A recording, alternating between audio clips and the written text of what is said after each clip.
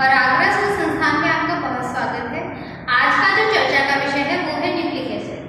तो nucleic acid के बारे में हम जानेंगे कितने प्रकार के होते हैं न्यूक्लिक एसिड, डीएनए क्या है, सबसे पहले डीएनए की खोज कहाँ हुई और थोड़ा सा कंपोजिशन ऑफ डीएनए।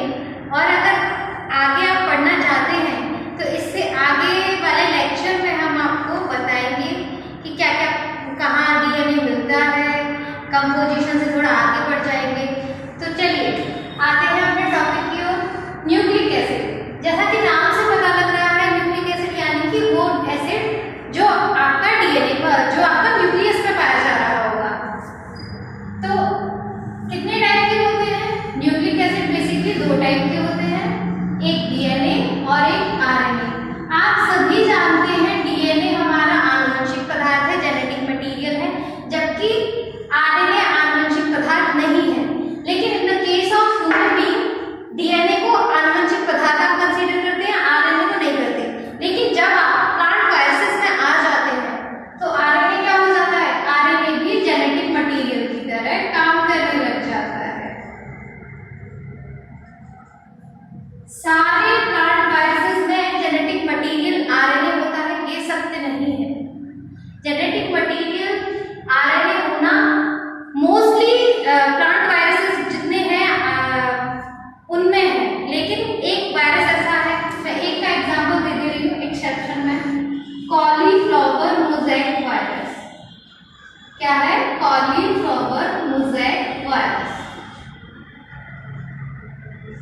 इसका जो जेनेटिक मटेरियल है वो आरएनए नहीं होता है। क्या होता है फिर?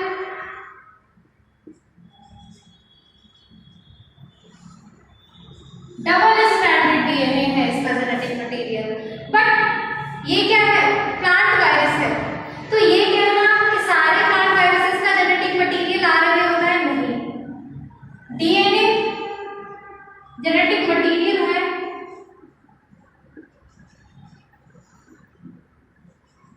ह्यूमन बीइंग के केस में एनिमल वायरसेस ज्यादातर होते हैं हमारे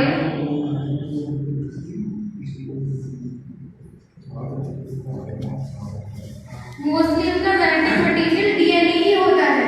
लेकिन कुछ एनिमल वायरसेस ऐसे भी हैं जिनमें डीएनए जेनेटिक मटेरियल नहीं होता है। कौन कौन से हैं ऐसे वायरसेस? रियो वायरसेस, यानी कि जो आरएनए कंटेनिंग वायरसेस हैं आपके, बहुत सारे, लेकिन यहाँ ब्रीफ इंट्रोडक्शन दे रहे हैं तो कुछ के बारे में बात करें। जैसे एचआईवी का वायरस ले लेते हैं। ये कैसा है? इसका आरएनए होता है सिंगल स्ट्रैंडेड आरएनए। तो ये तो हो गया ब्रीफ इंट्रोडक्शन। अब हमारा टॉपिक जो है मैम वो है डीएनए। तो अब हम डीएनए के बारे में बात करेंगे। What is DNA? इसकी फुल फॉर्म लिख देते हैं हम, डीऑक्सी राइबो न्यूक्लिक एसिड। अब देखिए आरएनए का नाम हमारा होता है राइबो न्यूक्लिक एसिड। फर्स्ट जो डिफरेंस होता है नाम से ही पता लग जाता है, यानी कि डीऑक्सी और राइबो जो बेसिक शुगर होती है उसके बेस पे हम फर्स्ट डिफरेंस कर सकते हैं। कैसे पता कर सकते हैं? आरएनए और डीएनए के पास जो शुगर होती है वो होती है पेंटोज शुगर। कौन सी शुगर होती है? पेंटोज। और पेंटोज में भी राइबोज। कौन सी होती है? राइबोज। जब आप राइबोज का स्ट्रक्चर बनाएंगे तो कुछ ऐसा बनेगा। ये 1 कार्बन, ये 2, ये 3, ये 4 और ये यहाँ पे 5 आ रहा है। तो इसे डीऑक्सी क्यों बोला जाता है? ये 2 प्राइम जो है यहाँ से एक का हटना, ऑक्सी ग्रुप का हटना, क्या बोलोगे आप इसे? इसलिए ये हो जाता है डीऑक्सी राइबोज। और आरएनए में ऐसा किस रहता है? यहाँ पे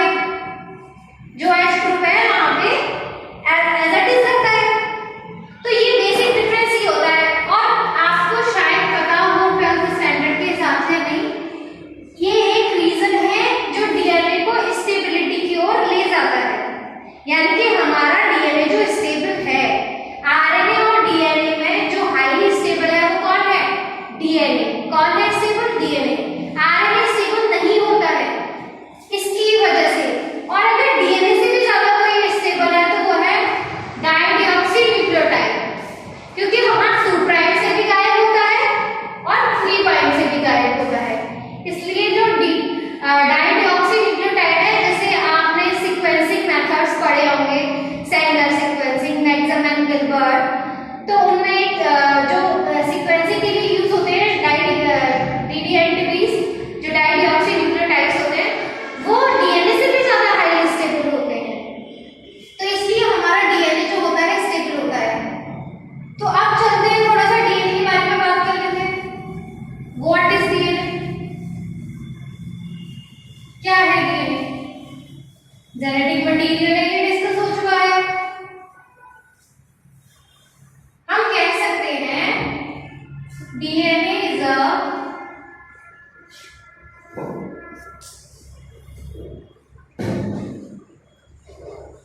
बायोपॉलीमर ऑफ न्यूक्लियोटाइड।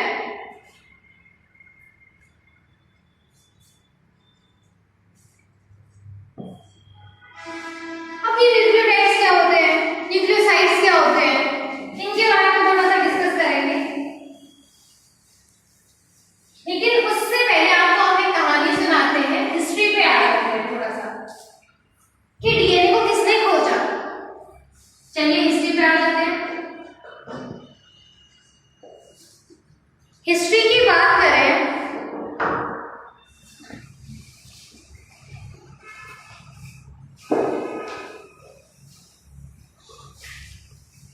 तो चलिए कहानी सुनाते हैं हिस्ट्री में। 1869 में एक स्विस के फिजिशियन थे फ्रेडरिक मिशर। तो उन्होंने क्या किया, जो व्हाइट ब्लड सेल्स होती हैं ह्यूमन बीइंग की, उसके अंदर एक मटेरियल को देखा, एक पदार्थ को देखा जिसका नाम उन्होंने न्यूक्लियन दिया, क्योंकि वो न्यूक्लियाई के अंदर देखा था, तो इसलिए उन्होंने उसको दिमाग में कुछ आया नहीं था, तो उन्होंने न्यूक्लियन नाम रख दिया। लेकिन बाद में ये न्यूक्लियन से टर्म न्यूक्लिक एसिड हुआ, न्यूक्लियन से टर्म क्या हुआ, न्यूक्लिक एसिड, और न्यूक्लिक एसिड के बाद से ये कन्वर्ट हो गया डीएनए में। किसमें कन्वर्ट हो गया? डीएनए में। तो जो मिशर उस टाइम पे 1869 की बात है, 1869 की बात है, तब इतना ज्यादा हुई नहीं थी डिस्कवरी। तो जो फर्स्ट जो आइडेंटिफाई किया था वो फ्रेडरिक मिशर थे। लोग कहते हैं वाटसन एंड क्रिक ने तो डबल हेलिक्स मॉडल दिया था, डिस्कवरी तो पहले ही कर दी गई थी डीएनए की। तो ये एक बात है कि डीएनए किसने डिस्कवर किया, तो सबसे पहले आइडेंटिफाई 1869 में स्विस के जो फिजिशियन थे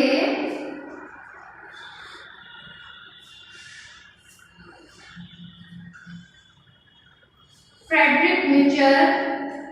अपने अपने प्रोनाउंसिएशन है, कोई इसे फ्रेडरिक बोलता है, कोई मिशर बोलता है, कोई मिशर बोलता है, आप कैसे भी प्रोनाउंस कर सकते हैं। उसके बाद आ जाते हैं थोड़ा सा डीएनए पर, डिस्कस कर लेते हैं कंपोजिशन क्या है डीएनए का। ठीक है, कंपोजिशन पे आते हैं।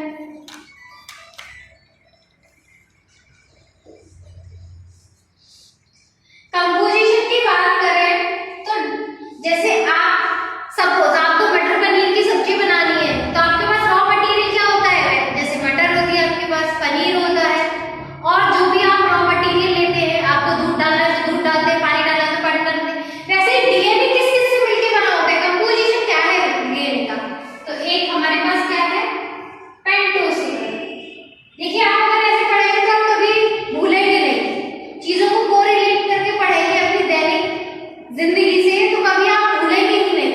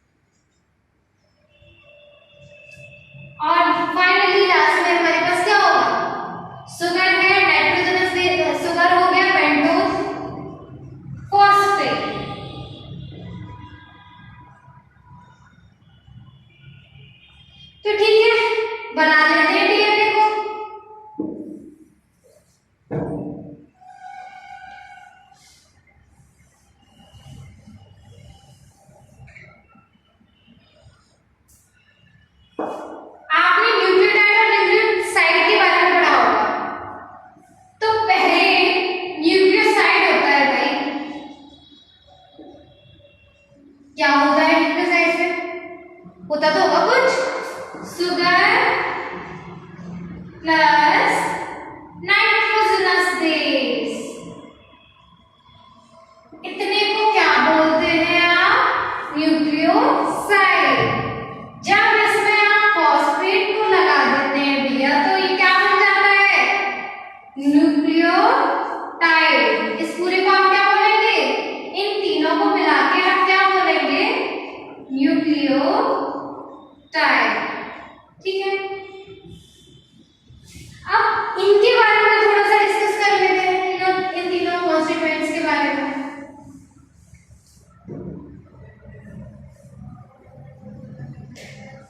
चलो शुगर पे आते हैं। सबसे पहले हैविंग 5 कार्बन एटम,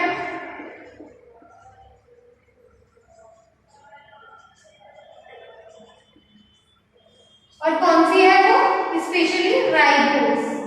राइबोज में भी डीऑक्सीराइबोज। ठीक है, राइबोज ही शुगर होती है, लेकिन उसमें से 2 प्राइम वाले वर्ड से वो हट जाता है, इसीलिए वो डीऑक्सीराइबोज हो जाती है। जैसे आप केमिस्ट्री में पढ़ते हैं, डी का मतलब होता है हटना। डी जो वर्ड है किसके लिए यूज होता है? हटने के लिए। तो 2 प्राइम से हटा इसीलिए। और कौन सा ग्रुप बेटा? Oxy group. तो इसीलिए उसे यूज करते हैं आप डीऑक्सीराइबोज। उसके बाद नाइट्रोजनस बेसिस।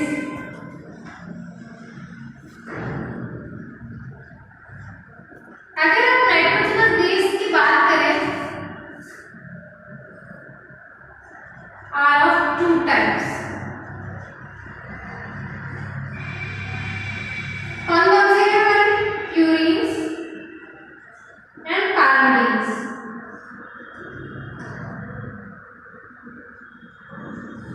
प्यूरिन की बात करें तो 2 रिंग नाइट्रोजनस कंपाउंड है।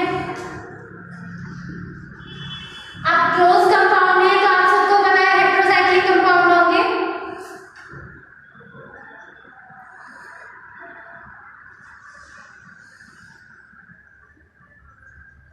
एक पैराडिन की रिंग होती है और एक हाइड्रोजन की रिंग होती है। और अगर पैराडिन की बात करें तो 1 ring nitrogenous compound.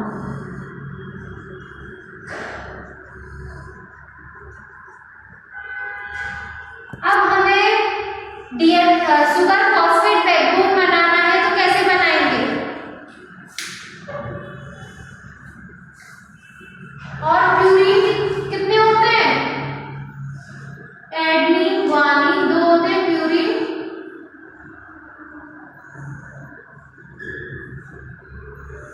Thiamine and cytosine. Remember one thing, सबसे पुराना जो बेस है वो है यूरेसिल। डीएनए में यूरेसिल नहीं होता है, लेकिन यूरेसिल जो है प्रिमिटिव नाइट्रोजनस बेस है। और उससे भी जो पहले था वो था ओरोटिनिन।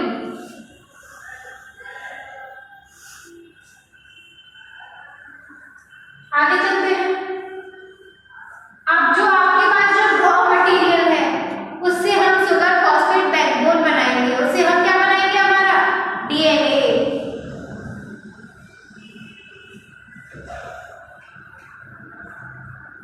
अभी हम नाइट्रोजनस बेस पे ही है। देखिए, जो प्यूरिन है आपके वो कितने हैं हमारे पास? Adenine and guanine. सिंबल क्या है इनके? एडनिन को ए से रिप्रेजेंट करते हैं और ग्वानिन को जी से। आप ऐसे लिख सकते हैं, आप ऐसे लिख सकते हैं, सबका लिखने का तरीका अलग अलग होता है। Pyrimidine, thymine and cytosine.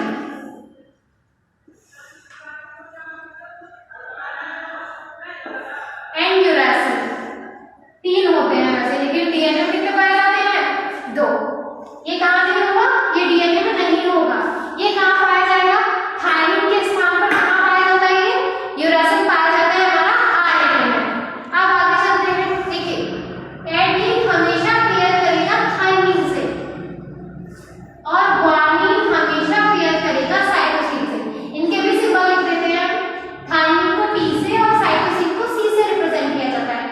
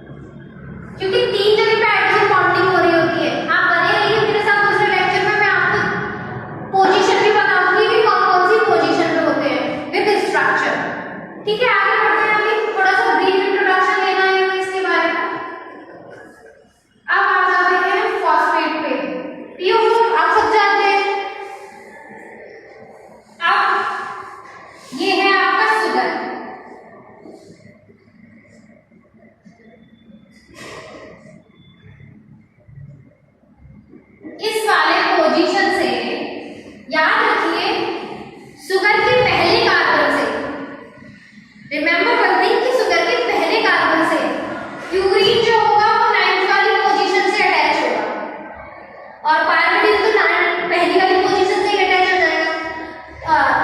तो प्यूरीन होगा 9th वाली पोजीशन से अटैच होगा और कौन सा पार्ट बनाएगा, कौन सा पार्ट बनाएगा,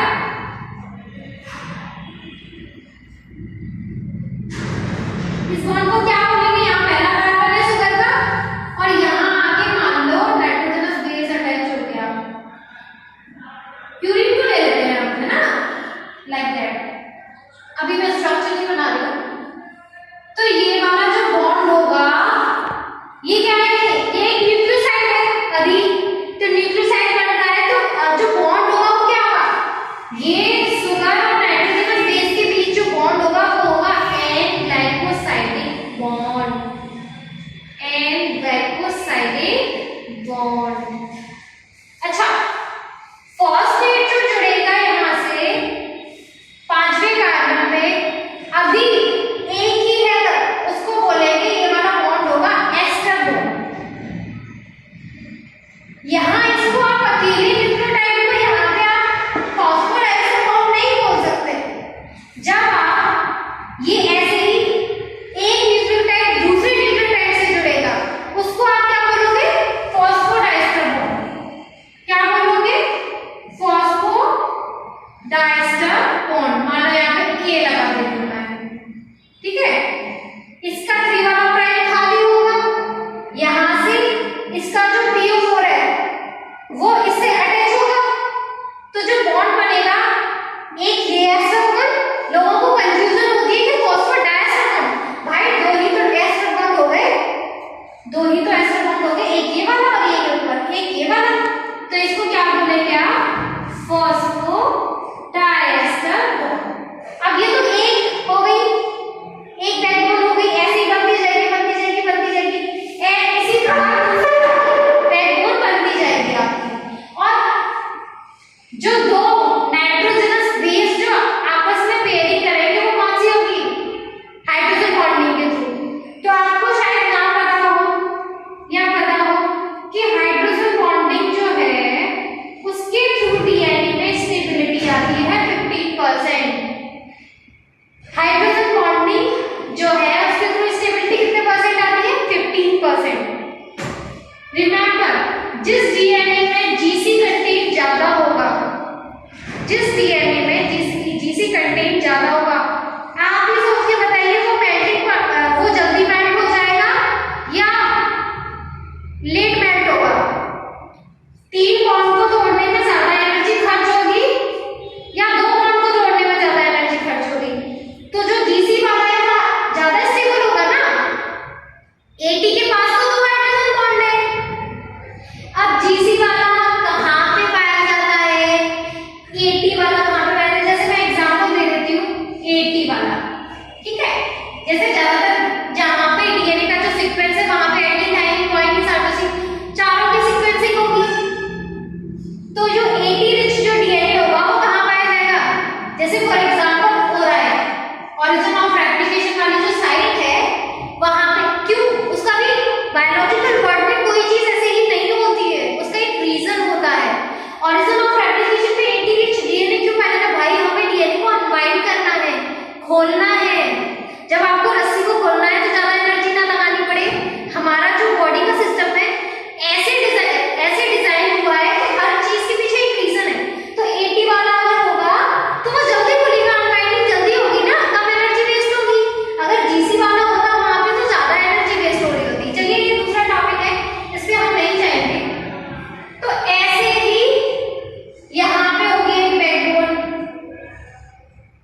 सुगर फॉस्फेट बैकबोन, और बीच में किससे जुड़ रहे होंगे, हाइड्रोजन बॉन्डिंग के थ्रू। ऐसे ही 2 स्ट्रैंड जो है वो जुड़ जाएंगे और डायरेक्शन 5 प्राइम टू 3 प्राइम है, तो ये होंगे 3 प्राइम टू 5 प्राइम। आपने कभी सोचा है इसको क्या बोलते हैं, अगर एडेनिन थाइमिन के साथ पेयर करता है और गुआनिन साइटोसिन के साथ पेयर करता है तो इसे बोलते हैं हम स्टैंडर्ड बेस पेयरिंग। यानी कि स्टैंडर्ड बेस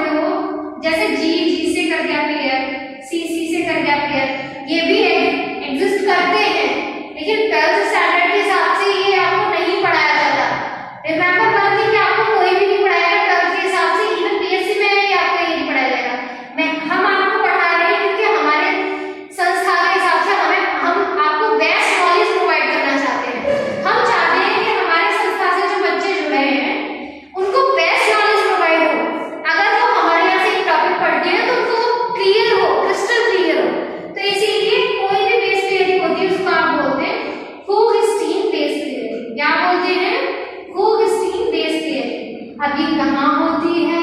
डीएनए से क्या